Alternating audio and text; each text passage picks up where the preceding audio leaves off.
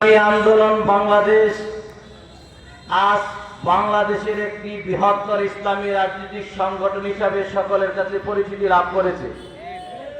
আমি আরো স্পষ্ট করে বলতে চাই, আমরা দীর্ঘদিন ধরে বাংলাদেশ স্বাধীনতার পর থেকে এক রাজনীতির পরিবর্তনের পরে অপর রাজনীতি আমরা দেখেছি। বাংলার আপাময় তৌহিদি জনতা সকলেই প্রত্যেকটা রাজনৈতিক দলের আদর্শ প্রত্যেকের মাঝে স্পষ্টভাবে প্রকাশিত হয়েছে, কিন্তু আমরা একের পর এক পরিবর্তন করেছি।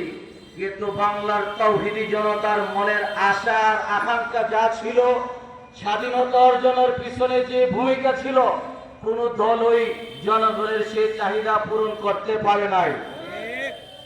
এই জন্য আমি বলবো, আমি ইসলামিক আন্দোলনের কোন কর্মীর খাতায় নাম উঠাইতে পারি নাই, তারপরেও আমাকে আজকে আমার মহাব্বতের বন্ধু আমাকে আজকে আমন্ত্রণ করেছে। আপনাদের এই বিশাল মাজমা দেখে আমি আনন্দিত। আমি একটা কথাই আপনাদের কাছে স্পষ্ট করতে চাই, আমি পড়াশোনা করেছি হাটহাজারী মাদ্রাসায়। আমার উস্তাদ ছিল আপনাদের সকলের পরিচিত হেফাজতে ইসলাম বাংলাদেশের সংগ্রামী মহাসচিব, সকলের পরিচিত মুখ আল্লামা জুনাইদ বাবুনগী রহমাতুল্লাহি আলাইহি। তিনি ইসলামী এই মজমার মধ্যে একটি কথা স্পষ্ট করেছেন, আমি তার পাশে ছিলাম। তিনি বলেছিলেন চরমুনার পীর শাহ হুজুর সম্পর্কে, তিনি বলেছিলেন খানকার পীর ময়দানের বীর, তার নাম পীর সাহেব চরমুনাই। ঠিক কিনা বলেন?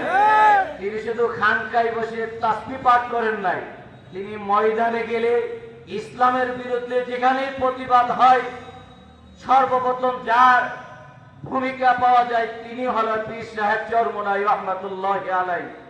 আমরা সেই পীর সাহেব রহমাতুল্লাহি আলাইহির সুযোগ্য সন্তান। আজকে ইসলামী আন্দোলন বাংলাদেশের সম্মানিত চেয়ারম্যান হযরত পীর সাহেব চরমুনাই বর্তমান ইসলামিক আন্দোলনের রাহবর রয়েছেন। তিনার হাত ধরে আগামী দিন আমরা দেখব এই বাংলাদেশ ইসলামী আন্দোলনের বাংলাদেশ। ঠিক কিনা বলেন? আমরা কি আর দুর্নীতিবাজদের হাতে ক্ষমতা দিতে চাই? আমরা চাই এই আপাময় বাংলাদেশের 92% মুসলমানের দেশে যেন ইসলামের কালিমা এবং ইসলামী হুকুমত প্রতিষ্ঠা হয়, সে আশা নিয়ে আজকে আপনাদের কাছে উদারত আহ্বান করব, ইসলামিক আন্দোলনের পাশে আছি ইনশাআল্লাহ, ভবিষ্যতেও থাকবো। ইসলামী আন্দোলনের একজন কর্মী হয়ে দুনিয়া থেকে বিদায় নিতে চাই তো আমরা সকলে ইনশাআল্লাহ। আল্লাহ ইসলামী আন্দোলনকে কবুল করুক, আমিন। ওয়া আখির দাওয়ানা আলহামদুলিল্লাহি রাব্বিল আলামিন।